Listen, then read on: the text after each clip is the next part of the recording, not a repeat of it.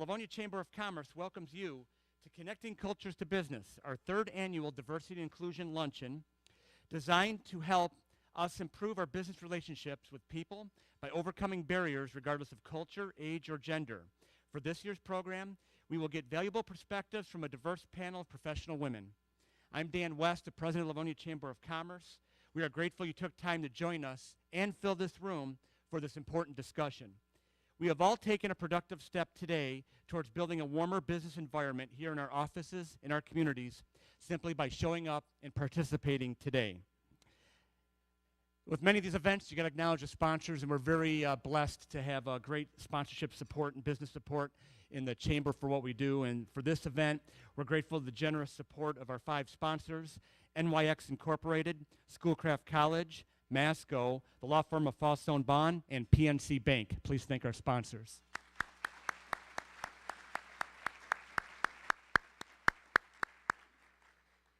I would like to acknowledge some special guests in the room. I think it's really important, and actually I've had several people suggest we work this in, but we have 4 high school students from each of our 4 Livonia high schools here today, and I think it's very great experience for them to network with the business community and us with them as well. Could I have all our high school students here today please stand so you can be recognized?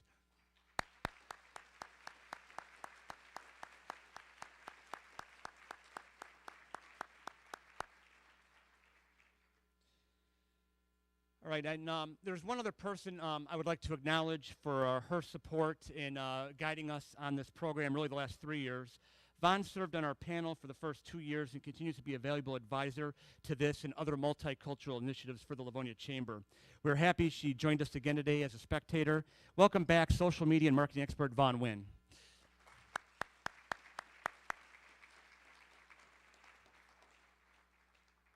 Paul, Ron didn't make it? He's on his way, okay. Well, another gentleman who was our facilitator last year, Ron Fournier, he's quite the multi-generational expert. Hey, just right on cue, there he is. Hi, Ron. Like literally, I was just getting ready to introduce you, and there you are. Good job, Ron. Welcome back. Before we get into our program, I'd like to make one quick announcement. You'll see postcards on your table. The 6th Annual Western Wayne Business Leadership Banquet, an event we coordinate with neighboring chambers and civic leaders from across Western Wayne County, takes place Tuesday, October 2nd at the Ford Motor Company Conference and Event Center in Dearborn. We already have more than 330 people registered for this event that's designed to be an evening of influential networking and collaboration for our region's business and political leaders. Our keynote speaker is Tom Wilson, President and CEO of Olympia Entertainment. Ron returns as their MC this year. So if you have any questions about that event or how to register, please feel free to see Dawn, Laura, Rachel, and myself after the program. Now, many of us are working in an increasingly multi-generational and multicultural environment, which can present some challenges, but also provide some great opportunities. For all of us to succeed in business, we need to have good relationships with our colleagues and customers. To build good relationships, we need to invest the time to take a genuine interest in others, appreciate our differences, recognize their similarities, overlook any social barriers to build a productive business camaraderie. While such efforts are good practice to improve our interpersonal skills, research is now indicating that inclusionary companies that embrace diversity of culture and thought are seeing better business results than their competitors that are not as engaged. In today's workforce, regardless of industry, proactive managers are well served to take the time to better engage with business contacts and staff without any assumptions and welcome their ideas. When this happens successfully, they will have more time to grow the business because they'll spend less time recruiting and cultivating talent. To be open-minded and assuming is not an easy task. We all come from unique experiences. All humans operate with some degree of unconscious bias. Some call it a blind spot. Let's take a moment to view a video to help us all deal with our blind spots. Are you seriously considering her as a candidate? Just don't trust her. She's a woman. She's a woman. This is a man's job. She's clearly not educated. Really? Does she even speak English? That's not me. I'm not like that. You call it an honest mistake. Science calls it a blind spot. Our unconscious mind is a mysterious and powerful thing. It makes 90% of our decisions without us even knowing it. Our brains are overloaded with 11 million pieces of information every second. Yet we can only process about 40 of them. So we're wired to make cognitive shortcuts, using past experiences to make assumptions. And you know what happens when we assume? Our unconscious mind can put us on autopilot, determining where we sit, who we eat lunch with, who we turn to for advice, and who we choose to offer a helping hand. Living our lives with blind spots can put us in a tunnel. Same point of view, same decisions, same outcomes. We can find ourselves trapped in the land of snap judgments and misconceptions. We've all been on both the giving and receiving end of blind spots. Think about it. Who's talented? Who's able? Who can I trust? Who belongs? We've all been there. Blind spots are part of the human condition. Our choices have consequences for us and the people we interact with. By accepting that blind spots exist, we can stop. Imagine what possibilities exist if we could do it all over again. Different perspectives, inclusive relationships, diverse networks, better outcomes, seeing people for who they really are. People like you, with unlimited potential. We all have blind spots. Once you accept that you have them, you can choose to do something about it. It's time to check your blind spots and focus on what's possible.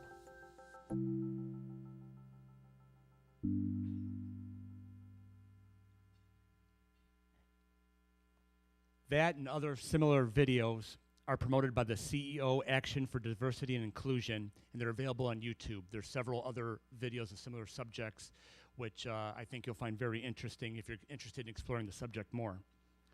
The Livonia Chamber established this Connecting Cultures to Business program in 2016 after hearing a call from experts who say communities that do the best job of welcoming foreign cultures and investment will have the best chance of future economic development success.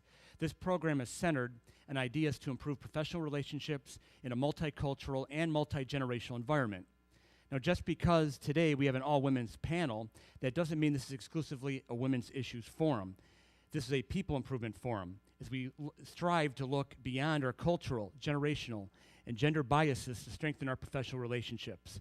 When we do so, when we are able to check our blind spots, we will all discover that we have quite a bit in common, and we will expand our opportunities in business.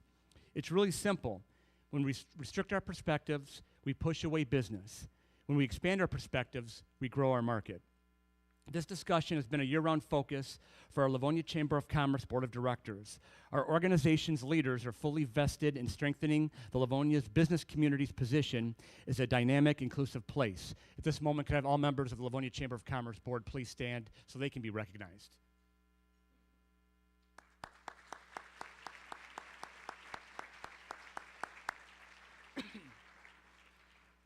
As we listen to our panelists, they will share their personal experiences, show us how they handled challenges, and how they found success in their professions.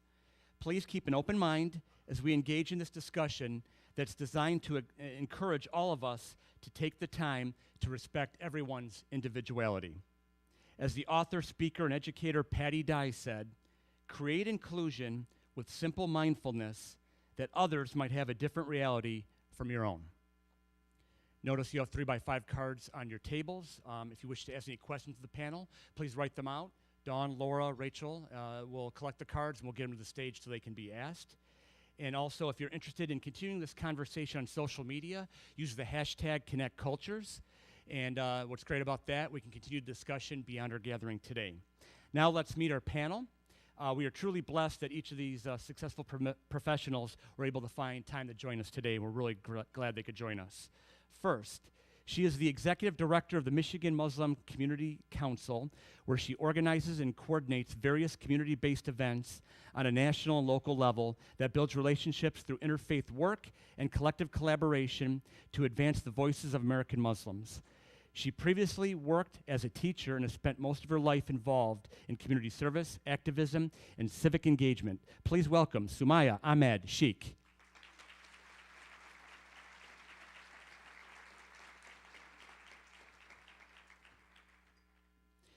She is part of the family that built the famed Dearborn Thai restaurant, Bangkok 96, and expanded into entrepreneurship by establishing the retail food company, Thai Feast, LLC.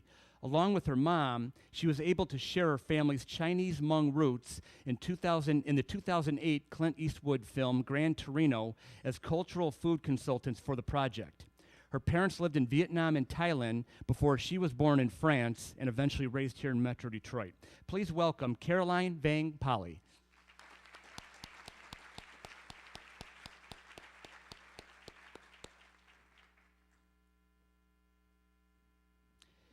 She is the founder and the CEO of OpTech LLC and OpTech Solutions, which are talent development and solution firms based in Troy, which serves clients such as leading companies and government agencies.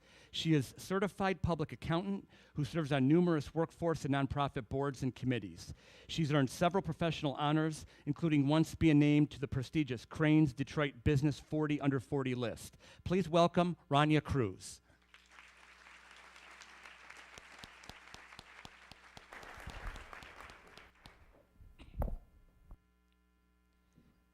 She is the Deputy Director of the Michigan Department of Civil Rights and the Executive Director of the Michigan Women's Commission, where she evaluates and addresses complex issues for women in this state.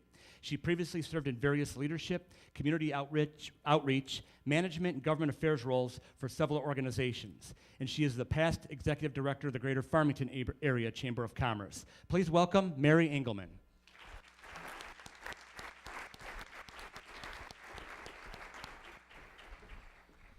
And now our moderator. She is the director of Crain Content Studio, the marketing storytelling arm of Crain's Detroit business.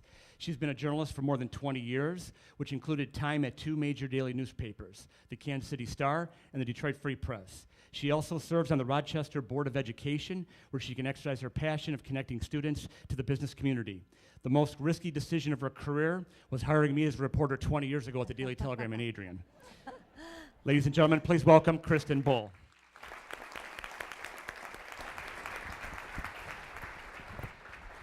I thank all of you for being here. Kristin, take it away. Thanks so much, Dan. Dan forgot to mention that he was wearing a bright green suit when I interviewed him for that position. I think he was, maybe 24 years old. I think the green suit was what did it. I thought we got to take a chance on this guy. Anyway, so welcome to all of you. Thank you, Dan, for the amazing introduction and for assembling all of the people here in this room and the amazing lunch. Wow, that was great. First of all, I want to sort of follow up on that video and talk a little bit about assumptions. So here we have an all-women's panel, right?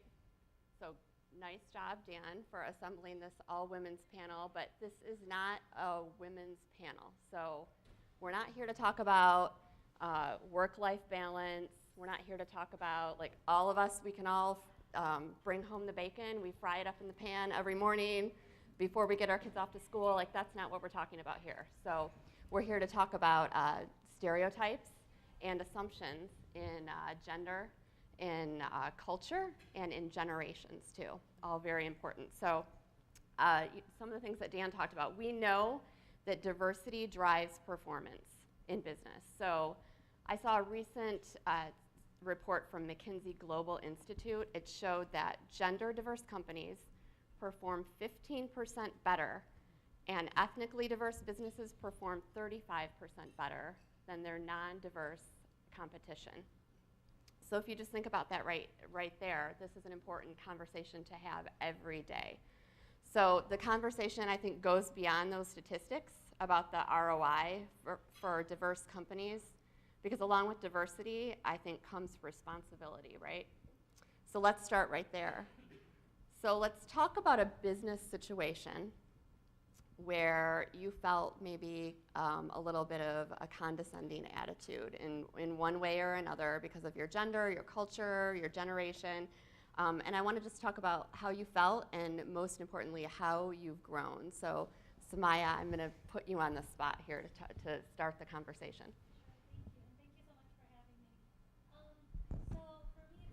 Sumaiya, can you turn your mic on real quick? Can you make sure it's turned on? Like the on button. Yeah, right there. Oh, right there. Thanks so much. Yeah, no problem. Sorry about Perfect. sorry about that, but thank you for having me. So as I was saying, for me, when this happens, it's before I actually enter the workplace, right? People hear the name Sumaiya Ahmed, or they see it on on a resume, so they already have started their pre-assumptions before I've even walked through the door. And I've always, thought about what do I do? What do I add to my resume? Or, what should I wear? What do I, how do I present myself as I walk in? And then I realized I'm me. This is me, and people have to understand that, and they have to learn to appreciate people regardless of their background or what their name is, and by what they bring to the table. And the way I grow from this experience, or I continue to grow from this experience, is reminding myself in the work that I do every day, how can I help others who feel the same way or may look like me or may come from the same cultural or religious background of me? How can I make this easier for them? And for me, it was just transitioning my work as a teacher into the work of expanding and empowering the voices of Muslim Americans and Muslim American women. So teaching my own community how to do it, and also teaching others around me, helping them learn and understand what it means for a Muslim American woman walking through the door, how, through what's going portrayed in the media or what's going on in the world, having them understand and learn the difficulties before that person even comes to the door. Caroline, if you can talk a little bit about your culture and how maybe if you've had some experiences, and if you have even any specific experiences in mind where you felt stereotyped against in business. Sure. So I'm not sure if anyone has a family-owned business, but I have 3 other siblings. I'm the oldest, and we've gotten to a situation where my father, who is the boss, was not very happy about the changes that the younger siblings and I wanted to make. And an example was a fancy Thai cabinet that we had in the restaurant. My parents are very old school. They love a little clutter. We don't. So we said, Mom and Dad, it's time to take that nice cabinet home. It doesn't belong in the restaurant. I know you like fancy decor, but we need more room. Well, one day, my brother, who's a few years younger than me, wanted to just take that cabinet away, and it was a mistake. He didn't talk to my father, who's the older generation. What he should have done was said, Dad, we need more room. I'm just gonna give you a heads up that, we would like to take away the cabinet. Well, so my brother just took it away, and one day the cabinet wasn't there in the restaurant, and my father was furious. He was like, where did this expensive cabinet go? Someone should have talked to me first. And so what we learned was, as the children of parents, owners, you need to introduce the idea, and if they say no the first time, you bring it up again. And after that experience, we used that technique, and they started listening to us more. So the moral that I keep reminding my brother is, don't just do what you want to do because you think you know it all. You need to talk it out, introduce the idea, and then once they get comfortable, then there will be a resolution. That's interesting because it's a cultural, but it's also it's very much a generational situation. Yes. Where's the cabinet now? Mm-hmm. Where's the cabinet now? Oh, it's in the garage. It's in the garage. It was a very expensive please cabinet. tell me it doesn't have like tools or garbage bags in it or something like that. Yeah, Okay, they don't even have room in their house. Okay.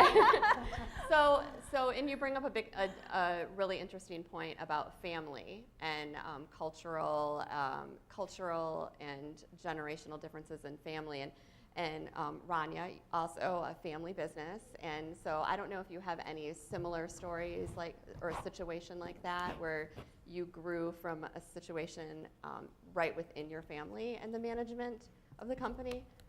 Okay, well, first of all, I want to say thank you to Dan West for inviting me to speak today, and all of us, and taking on this very important topic, which is really important for the economic growth of our state, which is in critical mode right now. So it's really important that we have a lot of diversity and inclusion. So to that point, I started my business 20 years ago, and I've had a lot of interesting things that happen, one of which is from a female standpoint, I was looking to get funding. with banks. And as a CPA, I came from Deloitte and worked at Cooper's. I thought that I was very well versed in speaking financials with my banker. At the time, my brother, who was also the co-founder, would come with me to get funding. This is really early on.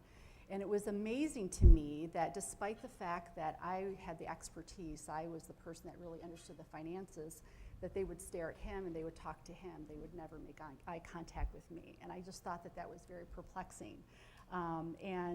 This happened not once, not twice, several times. And my brother's an attorney, I'm the CPA, and I had that experience. And it really does take time to really gain the confidence of individuals. Of course, once they get a chance and you're able to express your knowledge and talk about the finances, then things kind of change. Ironically, we do a lot of business in the financial institute in the financial sector. So I've had issues like that. I've had issues where I've breaking into new accounts, and it was, in IT, it tends to be very much male dominated. And breaking into new accounts, I would get comments such as, Ronia, how did you get in here? Don't you know this is a boys club? And I would just chuckle. I'm X generation, and you try to fit in. You wear the suit. You come from, public accounting, and Gen Xers tend to want to fit in. And so I had that kind of experience. From a cultural standpoint, I'm Jordanian, and we're a federal contractor, and I had situations where they would say, you're not allowed to come in this building. I'm like, I'm a U.S. citizen. I was born here based on my first name. So you encounter situations like that. And from our standpoint, for what we do, we realize that companies, states are only as good as the individuals are able to attract, retain, and grow. And right now, as I mentioned before, we have to be very open-minded in terms of how we view people to be more inclusive, because when you look at the numbers in terms of the companies that experience economic growth and perform better, clearly there is an element of being very inclusive and being open to diversity. And the one thing that I would have to say from a learning standpoint, from my standpoint, is to really understand and have a greater sense of your perceptions of people, to stop and think and be aware of how you perceive things. Just as much as you expect other people to be open-minded about you need to do the same. Because we all have different experiences and perceive things differently. Absolutely. And Mary, you were shaking your head. You wanted to chime in here. So so it's very interesting because I think there's a cultural component and there's also the business component. And those two aren't quite separate. They're kind of entwined because your culture is your identity, who you are. But before I get into that, I love Livonia. As the Greater Farmington Area Chamber of Commerce Executive Director, I have always been impressed with the support that Livonia gives to one another. And I always used to sit, and excuse me, Farmington Hills, but that inclusion that you do. I mean, when Dan says, we're gonna have an event, you guys show up. When you guys have community events, you guys show up. And so I just think that's a very unique family environment, and I just think don't ever let it go. And I'm always excited to come back here. And so literally, I kept saying to the governors, nope, I'm busy. I cannot do anything during this time because I'm speaking here. So thank you for welcoming me back. This feels like home to me, so thank you. But I want to go back to, we talk about the diversity, female boss. Many years ago when I was like 10, just kidding. When I started to cut my teeth in this political world, I had a female boss. And what I noticed, which I didn't recognize within myself, is the unconscious bias.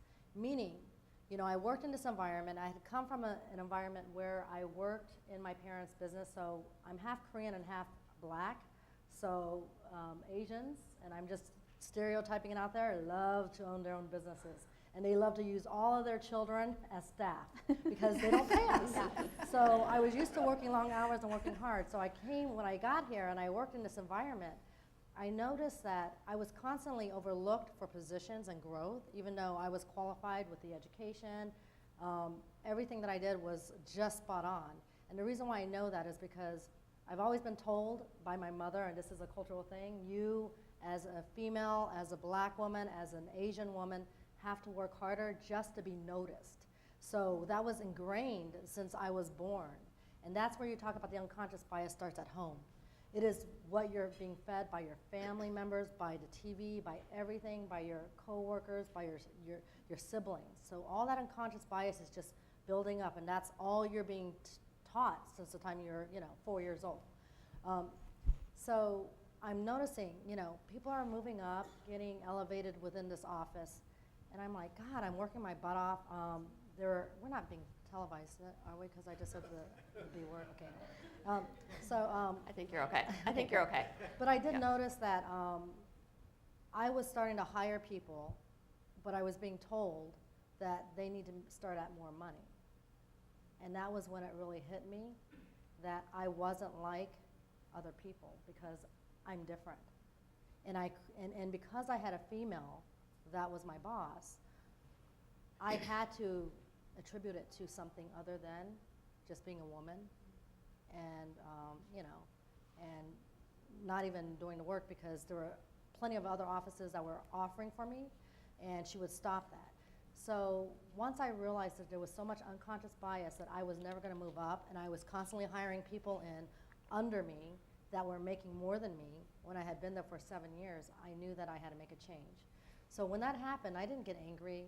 I didn't sit in a corner and suck my thumb or cry. I just said, this is not right.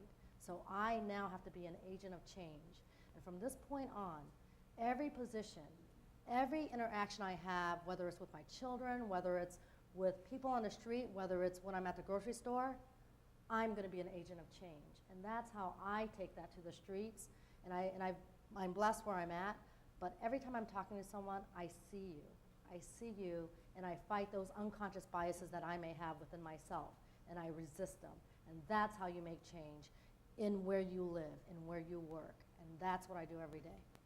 That's great. That's great. So I wanted to sort of turn the table and go back to what Dan said. In basic terms, when you act on stereotypes, you lose business. Mm-hmm. So let's just make sure we all are understanding that. When you act on stereotypes, you lose business. So Caroline, you have a really super interesting story that I want you to share about a time when maybe the opposite happened. And so on the flip side, connecting with another culture can be super great for your business. Absolutely. So besides the restaurant business, my mother and I started Thai Feast, which is a gluten-free, vegan-based seasoning powder business. And I actually started doing, we got into the frozen gluten-free meal business, and at the time, about 3 years ago, we went to see Meijer up in Grand Rapids. It was with a buyer, and I had no idea what to expect. We went with a broker, and as soon as we sat down and introduced ourselves to him, he said, "Oh, Vang, is that Hmong?" And I said, "Yes. Do you know about the Hmong people?" And he starts saying, "Oh my gosh, my daughter-in-law is Hmong, and she has a beautiful granddaughter for me, and a few months ago, I went down to Detroit to a Hmong party, and I was amazed by the food that they had." I just let him talk and talk and talk, and he was so happy to tell us everything about what he knew about the secret war, during the Vietnam War. And it got to a point where he already loved the product, but he didn't even ask how much, and he signed us up, and our product got into Meijer. So, and then the funny part was, before we went to the meeting, my mom said, "Here, bring this little sample of seasoning powder, because we're gonna get into this." And I said, "No, Mom, I don't think he's gonna be interested. He doesn't know this powder." And while he was sharing me about the party, about the Hmong food, he said, I had this minced beef salad. What was it called? I said, "You mean larb?" I said, "Yeah, I love that salad." And I said, "Mom, I should have brought that powder for him." It was larb seasoning powder. So we got into Meijer, and the beautiful thing was he knew about my background. I just let him, blabbed to me about his daughter-in-law, and we never got to the price point. He never even asked you the Yes, price, and he said he yes. wanted the product just because he was really connecting with you. That's a great story. Yes. And so do any of the other panelists have a story to share about a time where connecting with culture ended up as a good thing for business? With connecting, I know, Sumaiya, you had a great story to tell about Grant in your office. I don't know if Grant is going to care that we talk about him, but but I wish he was here. No, working for a Muslim organization, everyone always assumes that maybe most of the staff or most of the board members are Muslim Americans, but in our case, that's not always the case because while we do educate to our own community, a big part of the work we do is educating to the community around us. Who are we? What do we stand for? And we're just like everyone else, and we care about education, diversity, and all these items. And so this past summer, we had an intern from Michigan State University, Grant Manish. He's a great kid, and when he came to work with me, we'd talk about being a nonprofit, everything. Even though everyone had their own tasks, everyone works at this table, and we help each other out. So we had this issue where we were going into different churches, synagogues, and faith-based places of worship, and we were going in to talk about kind of Islamophobia in America and how we can, as institutions, combat that. And I said, okay, well, this is our program. This is what we do. We're gonna, this is what we're gonna do at this church or the synagogue. And Grant said, well, let's take a step back. Although, as a Muslim, you feel like everyone is on the same page as you and may understand or maybe they should understand. As a Christian, growing up, my people we're not on the same page, and there's a lot of things, whether they're negative stereotypes or positive stereotypes. There's a lot of things you need to kind of sit down with me, and we have to break it down a little more before we get to get to Z. And I said, you know what? This is a great opportunity for me to learn from you on what I can do to make my job better. So we sat down and we went through the program, and I realized that. Just because, me as a person, I feel like, everyone should know this. This is common sense. This is what I know. Why doesn't everyone else know this? It's really important for us to kind of take a step back and put ourselves in other people's shoes without any bias and without any negativity and without, we have to learn. That's only where we're going to grow if we learn from each other. And so Grant helped me redevelop that whole program, and he was right. When I first went into, when we went in for the speaking engagement, it was so interesting to see that if I had started my program, I wouldn't probably have been invited there again because it was too complex. And so we went from stage 1, and here we are still at our 4th program with the same church. So it was a really great learning experience. And since then, we've hired 2 more paid interns with us that are not of the Muslim faith that help us understand the Jewish community better or the Sikh community better. And I hope to grow from that experience and continue to follow that. That's really great. So, Ronia, you mentioned talent and attracting talent and, workforce needs. And so, a lot of the things that we hear millennials who are entering the workforce or, their next generation, they expect their companies to be diverse. Like they will come into work. It's not even a situation where they're gonna look at a company like, oh, is this company diverse? Is it not? I mean, they just expect it to be that way. So can you speak to, from the talent angle and having to make sure that you have the talent that you need for all of the things that are going on and into the future, how important is a diverse workforce? So this is kind of what I breathe each and every day. And I just want to, make a comment just really quickly based on, sure. Connecting. I think that in general, people want to do business with people that they like and trust, right? And I think it's really important to be able to connect with people to really understand who they are and what kind of background they have and to really appreciate. I know from our standpoint, anybody in sales, and I think everybody is a salesperson, right?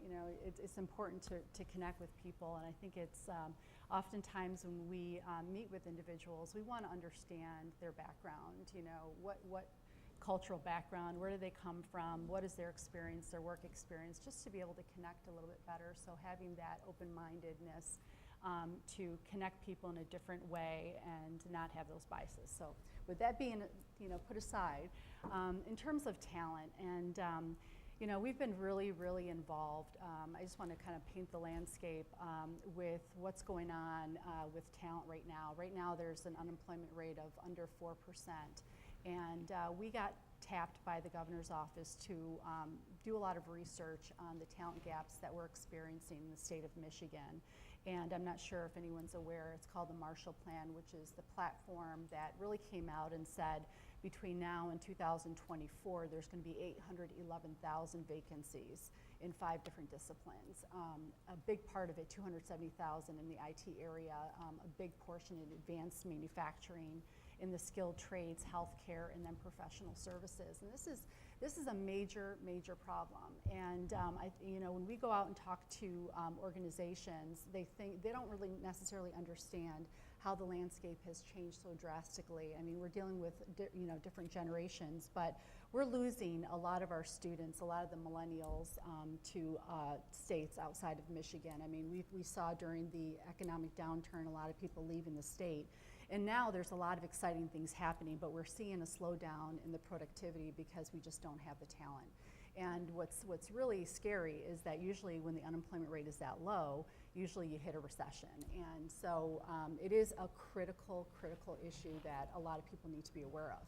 And so really, we've gotten involved with building the talent pipeline, which is really the short, midterm, and long-term approach of how do we get individuals into these positions. There seems to be like a really big disconnect between all the opportunities that we're seeing and then also all these people that are unemployed or underemployed that need to be retooled. And so really coming up with different programs, working with K through 12 to modernize their curriculum and looking at the midterm, getting people reskilled, retooled, et cetera. And then looking at the political landscape in terms of the international workers and how much they contribute to our society. If none of you are, I'm sure a lot of you are aware of, a lot of the major schools, they attract a lot of international students on F1 visa, for example. And they come in and they study STEM. These are the jobs that we desperately need to fill. And even with our natives, even if we were to put all the people into work in these STEM fields, we would still have a lot of vacancies. And so we bring in a lot of international students, they get the best education, and it's almost like you bring in this raw material, you create something of value, and then you export it for free. So when you're talking about generational, yes, millennials, and we've studied millennials, and there's a lot of biases around millennials. We work with a lot of organizations on how do you attract and retain millennials. Millennials want to be in positions that have purpose. They want their voices to be heard. They want the opportunities. They potentially may move around to get those opportunities. They want to be in an environment that is very diverse, that is tolerant, that is purpose-driven, and they want to be able to contribute directly. And I think that when we talk about millennials in general, and just from a talent standpoint, there's been so many events on, as though they're aliens. Oh my God, how are we going to connect with these millennials? They're not loyal, and they don't have a good work ethic, and yada yada yada, and the list goes on. I think that. I feel like I'm a millennial in an older person's body. I think that they want exactly what a lot of Gen Xers and a lot of baby boomers want. They're just more vocal about it. And they don't believe in the bureaucracy. They believe in being very open and transparent. And I think all those things are really good. So when it comes to talent, we specifically work with a lot of organizations about their strategy in terms of do they have a good value proposition? How sophisticated are they in terms of attracting the right talent? Do they have a strategy to go and find the type of talent that they want in the short-term, mid-term, and long-term approach? Are they engaged with the colleges and universities? Are they engaged with K through 12? So I don't know if I answered your question. I kind of went on a rampage. Yeah, no, I'm that sorry. Was perfect. That was perfect. I was gonna transition to Mary. Tell us, what do you love about millennials, Mary? What I love about millennials is that, I got to not think ours, of your Mary. children. Not your children. Not girls that are like not your making me own turn children. gray. Yes. So I'm weird about labeling. Yep. So what I think about people in a certain age group is I think everyone has value.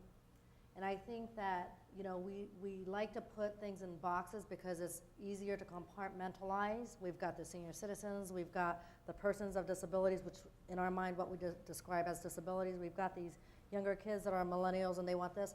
I personally believe that we're all people and we're all exposed to the society.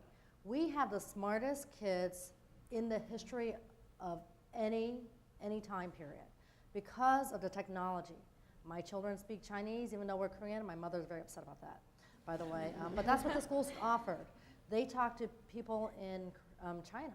They have friends from all over the world, so the exposure is so tremendous. I mean, I know for a fact that there was someone that worked for Ronia who was a millennial, per se, in that age group, that literally became a millionaire just recently just because of his business on the computer, on the internet. Yeah, Andre. Just right. So the potential, the beauty about that is they say, why not? But we've been raised to say, caution, be careful, we gotta make sure, is this okay? Are people looking at me? You know, my kids don't care. They just do whatever they want, and that's where I kind of shake a lot. But I think what we need to do as a society is just embrace. Take the talent that you see, listen, you don't always need to be heard, you know? We tend to talk a lot. Be able to humble yourselves and say, well, maybe this is a better way. Don't get stuck in, this is how we've done it forever. Be open to change, and I think if you do that, then you've accepted every millennial out there. They don't, you know, my kids don't want to write a check, they want to go and clean up the streets. My kids want to be a part of the solutions, the decision makers, and we come from a generation of, but you can't be a decision maker. You have to go and campaign first, and then you have to go and you gotta go and cut your teeth here, and then you have to go here before you can get here. And so sometimes we don't hear the brilliance that's there. And then other times I would challenge millennials in this audience, these younger people, to listen to the older, because that experience and that knowledge, like, you know, you cannot just buy that, and you cannot read it and feel like you understand it. So it's really about acceptance, and I think that's across the board. So when we say millennials, I say it's all of us. Let's embrace each other, and let's use the talents to move Michigan forward. My gosh, let's fill the gap. Sumaiya, I've got to give you a chance. So tell us what you love about Gen X and baby boomers. Well, I guess it's a kind of a mixture of what everyone says. Just like, I guess as a millennial, I wouldn't have gotten to where I was if it wasn't for someone older than me, wiser than me, that pulled me in, that gave me that trust and said, you know what, I'm gonna let you run with this project. I'm not gonna say anything. I'm here to help you. It's okay to make mistakes. I'll help you along the way, but you got this, you can do this. And I was like, whoa, this guy who's been doing this work for, you know, or this girl who's been doing this work for several years is really trusting me with this, you know, with this task. And there's a part of me that wants to do it my way, get my fresh ideas in there, but there's a part of me that also, you know, spoke to that person. How did you do it? Who are the people that I should talk to? What are the rooms I need to be in? And really for my generation, it's like the best of both worlds, because we're not scared to stand up and say, no, this is what I want to do, and this is the path I want to follow. But hey, if I get some stumps along the way, I can just go back and ask mom, or I can go ask, you know, the person who did it before me how they did it. And for our age group, I think we have to there's a level of respect there too. There have been people who've been doing this work for a long time, and although we may bring a fresh perspective and new ideas, we have to learn to work with that, with our new ideas and with the people before us, because with that, our voice only gets stronger, better, and we can get the work done, you know, a lot quicker. So take the check and then go to the streets and do what you need to do. That's a great answer. So I have a question from the audience. So with the increase in recent years in professional diversity and inclusion workshops and programs and workplace programs, are you seeing interpersonal improvement from your business interactions in recent years? So are we seeing sort of the effects of those, whether it's D&I training at your office or any of those kinds of programs? Are we seeing the effect of that yet, as far as in interpersonal connections with others in the office? I could speak on that. I think that there's been a huge improvement. I think there's so many different training that's available. I think that I think that there's a lot of CEO sponsorship, and they understand the importance of diversity and inclusion. And there's a lot of training that's available, and I think that things have definitely gotten better. I know that the Me Too movement has caused some of people to be a little bit more skittish about what's going, just the division. But I can't tell you, I am incredibly encouraged by the fact that I'm on the board for Inforum, and they have Men as Allies program, for example, and the engagement from the executive men and from corporations is amazing. I mean, with the willingness and openness to bring in more women in leadership positions and board seats, and the diversity, being more open-minded in terms of the diverse talent pool that we're seeing. For us as an organization, I mean, having my own business, it's always been part of our fabric, to promote people that are diverse, and so that's very easy from my standpoint. But since I started the company 20 years ago and interacting with companies, I've seen a profound change, a very positive change. But I think we still have some ways to go in terms of getting more diverse in leadership positions and board seats and things of that nature. But I think that we're on the right road. Can I jump in Yep, real quick? yep. So with civil rights, I get to see the real numbers, right? So the highest number of complaints that we get from the business community, or just through civil rights, is race. The second one is disabilities, and it's continuing to grow. Disabilities also includes anxiety, depression, older. We know that the older generation is the most, actually there's a fact that they're the most targeted. And as we talk about millennials, it's like pushing out the old and bringing in the new. The target for discrimination. Discrimination. We're talking about discrimination. So what I would challenge in terms of the business community is you've got diversity. You have, say, if your company believes in it, and this, I'm going to exclude your company because I do know a lot about it, is extremely diverse. But when you're looking at the top, and even if you have a female, they're not always helping others up. They're not always helping the diversity up. So let's just be real here a little bit. 52% of the workforce are female, okay? 52%. Is 52%, is that represented at the top or at all the tiers? What's happening is there are some, because you can't take everybody, what happens is women take their friends up. Men take their friends up. You feel comfortable, as my husband is a Caucasian guy. All of his buddies at work are Caucasian. But when you come into our house, we're all black, and So it's interesting, it's like who you work with, who are you comfortable with? We've got to move against that comfort level. When you look at your company, where is all the flavor? Where's all the diversity? Is it peppered all throughout your company?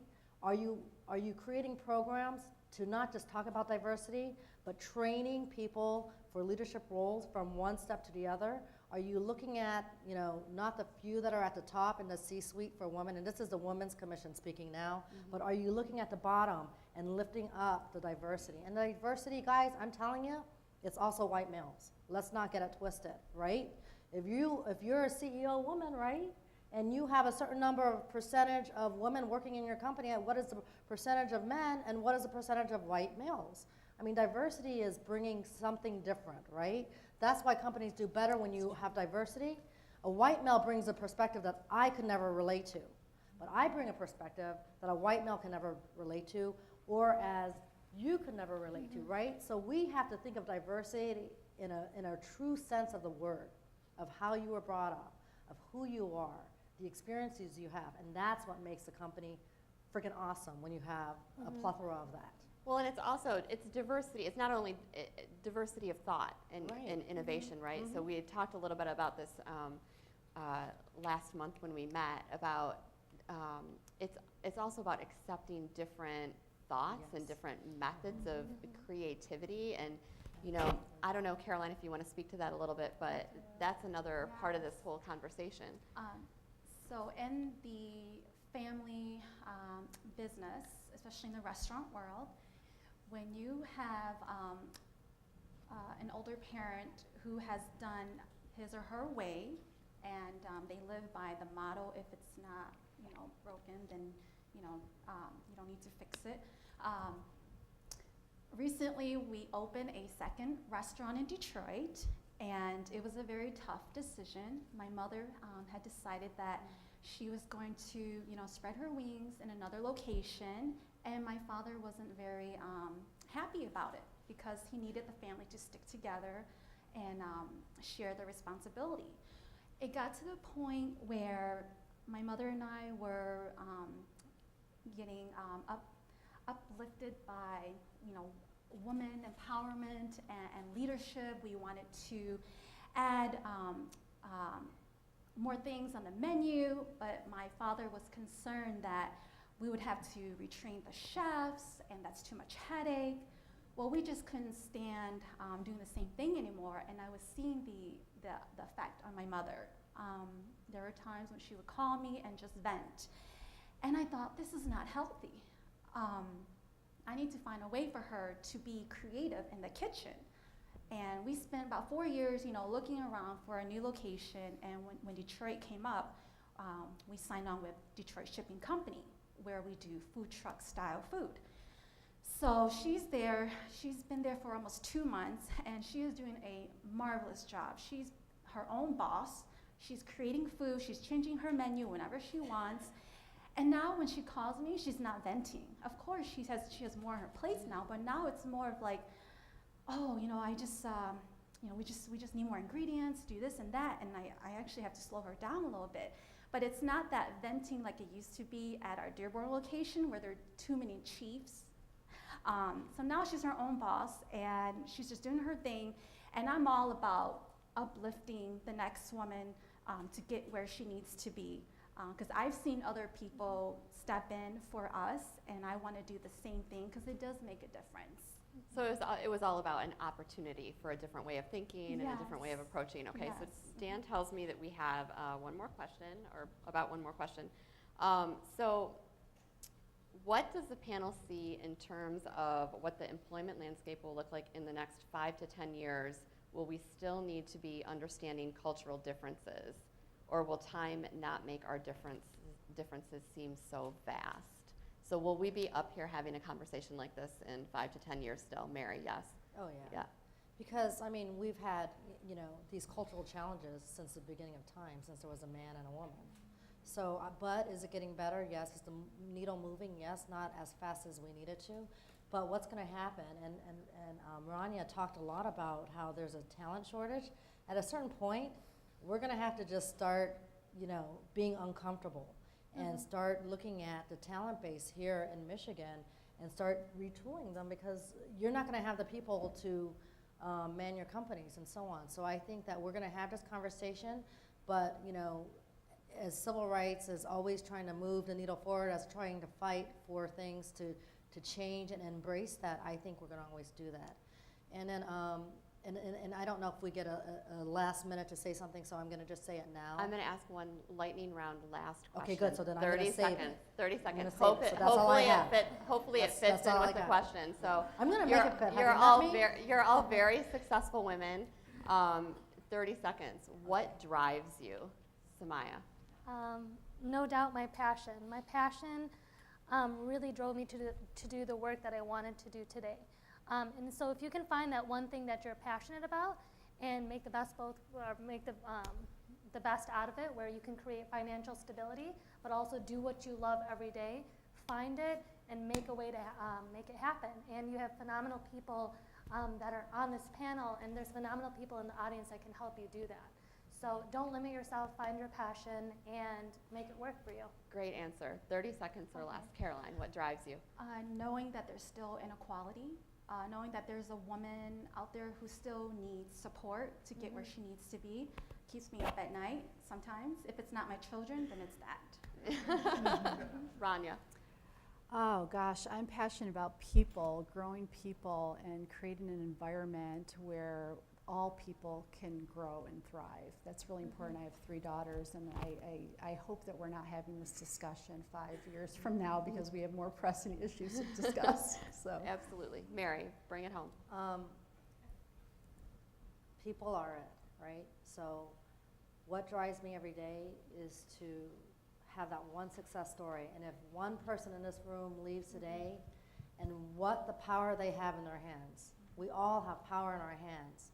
And the power that we hold and we make one change, then that's what drives me every day, knowing that I know for a fact there are going to be people leaving this room and this conversation is going to continue. And that what drives me every day. Great. Thank you so much. I appreciate all of you. Thank you, Kristin, Mary, Ronia, Caroline, Sumaiya. Thank you very much for your insight today.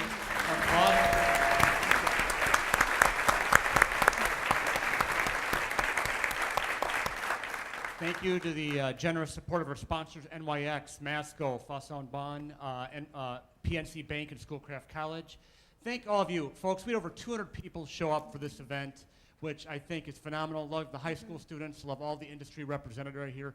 It's been great to see the great mix in the crowd. But I do want to leave you with one closing thought.